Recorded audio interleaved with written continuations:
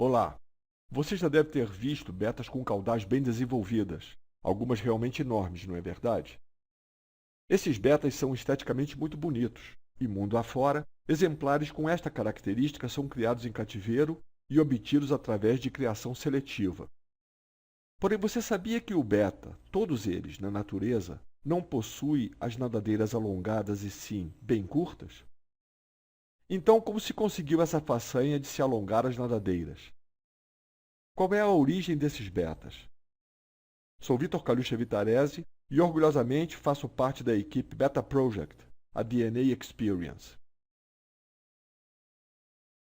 Nessa palestra temos a intenção de trazer um pouco de luz sobre um mistério que perdura há muitos anos para aqueles que estudam a genética do beta ou mesmo para aqueles que somente lidem com eles, mas possuem uma curiosidade natural para entender as diversas facetas que esse apaixonante peixe nos revela. Que mistério seria esse, então? Como dissemos, diz respeito ao surgimento dos atuais betas com caudal alongada, os chamados longfin em inglês. É que na natureza só existem betas placat. É como na Tailândia são chamados os diversos tipos diferentes de betas selvagens, e todos eles possuindo as nadadeiras curtas. Logo, era de se esperar que desses cruzamentos, entre esses placats, só deveriam surgir betas placats, e nunca qualquer beta com caudal alongada. E era isso exatamente que acontecia no Sudeste Asiático, conforme constataram as pesquisas feitas pelos historiadores e pesquisadores tailandeses sobre os diversos tipos de betas selvagens, considerados um verdadeiro patrimônio natural tailandês, e entre eles o Sr. Presha Jintasairuonge.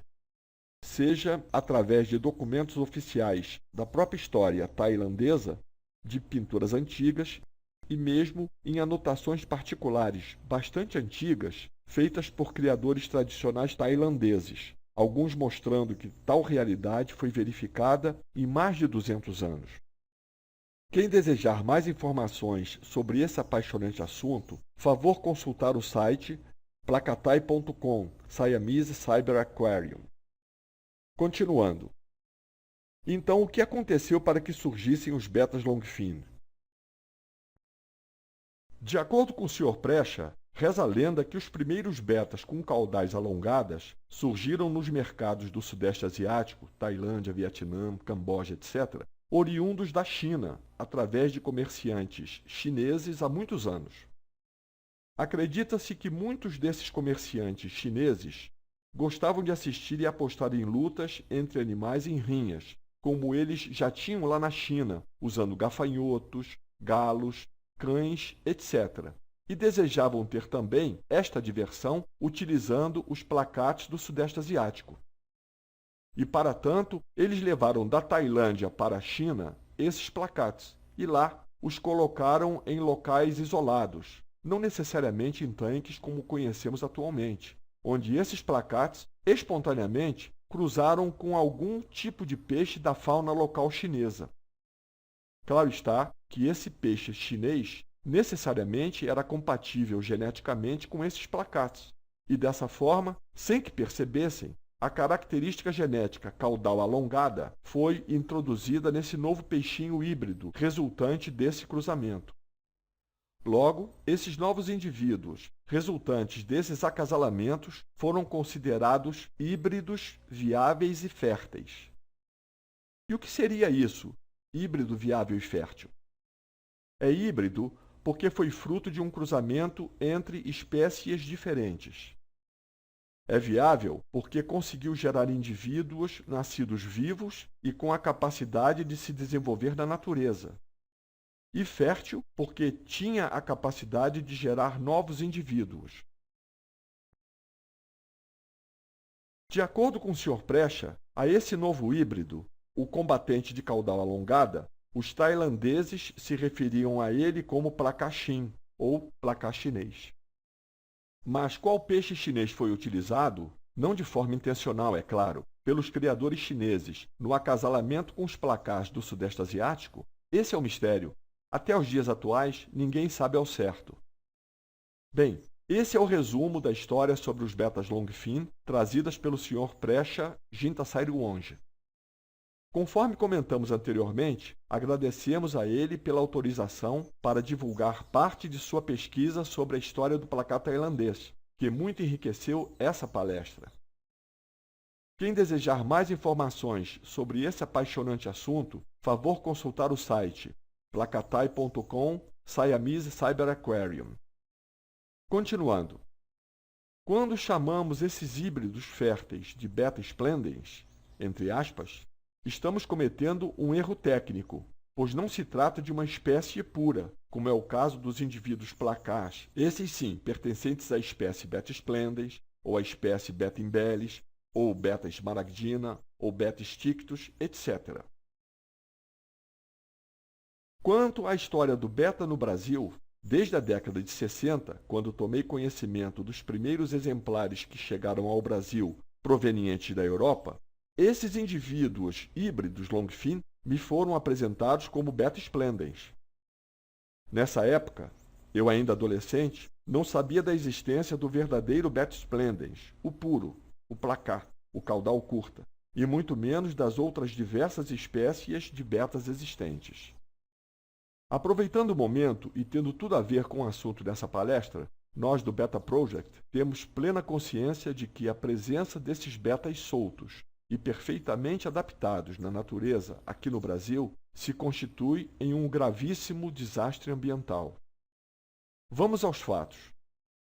Aqui no Brasil, desde a década de 60, são encontrados soltos na natureza betas tidos como selvagens, porém apresentando nadadeiras mais alongadas em algumas cidades do Nordeste brasileiro. O mesmo se verifica no Sudeste brasileiro, mais precisamente no estado do Rio de Janeiro, em algumas cidades pertencentes à sua região metropolitana. Em ambos os casos, esses biótopos artificiais são formados por pequenas lagoas, porém, em alguns casos, são poças imundas e fétidas, alimentadas por esgotos a céu aberto. Esses betas apresentam as mesmas cores e distribuições de cores dos placars puros do Sudeste Asiático. Porém, as nadadeiras desses betas selvagens brasileiros se mostram maiores, mas em alguns casos não muito, do que as dos placars tailandeses. Mas como esses betas selvagens, entre aspas, apareceram soltos aqui no território brasileiro? A essa pergunta conseguimos responder com grande assertividade. Esses peixes encontrados soltos na natureza, tanto em cidades do Nordeste quanto em algumas cidades do estado do Rio de Janeiro, são descendentes daqueles primeiros peixes híbridos europeus que foram importados há mais de 80 anos por comerciantes brasileiros que desejavam criá-los e comercializá-los no Brasil. Porém, ou por acidente, devido ao transbordamento dos tanques de criação a céu aberto, por causa das fortes chuvas, ou deliberadamente soltos na natureza pelos próprios criadores que desistiram de criá-los, muitos exemplares conseguiram escapar e se adaptar em nosso meio ambiente ao longo de todos esses anos. E nenhum deles é placar. Todos são do tipo caudal longa, mesmo que essas nadadeiras sejam pequenas quando comparadas com aquelas dos atuais exemplares longfin selecionados, e que verdadeiramente possuem nadadeiras gigantescas. A explicação é simples. Esses betas rústicos, assim nós do Beta Project nos referimos a eles, necessitam de rapidez para caçar e principalmente para fugir de predadores, da mesma forma que seus ancestrais asiáticos puros. Portanto, as nadadeiras pesadas e longas dos betas criados e mantidos em aquários, bem alimentados, não serviriam para atender à realidade imposta pelos ambientes selvagens brasileiros. Dessa forma, esses novos ambientes rústicos, perigosos, obrigaram esses híbridos, inicialmente com suas caudais enormes e pesadas, a diminuírem seus formatos e tamanhos. Porém, esses híbridos ainda apresentam nadadeiras maiores e mais alongadas, mesmo que pouca coisa e em formato de ponta de lança, do que as pequenas e arredondadas dos placars puros. Bem, é isso. Quanto à explicação mais detalhada sobre os vários tipos de formatos de caudais dos betas atuais, bem como seus comportamentos genéticos, você poderá obtê-la em nosso curso sobre a genética do beta. Visite o nosso site betaproject.com para maiores informações. Até a próxima!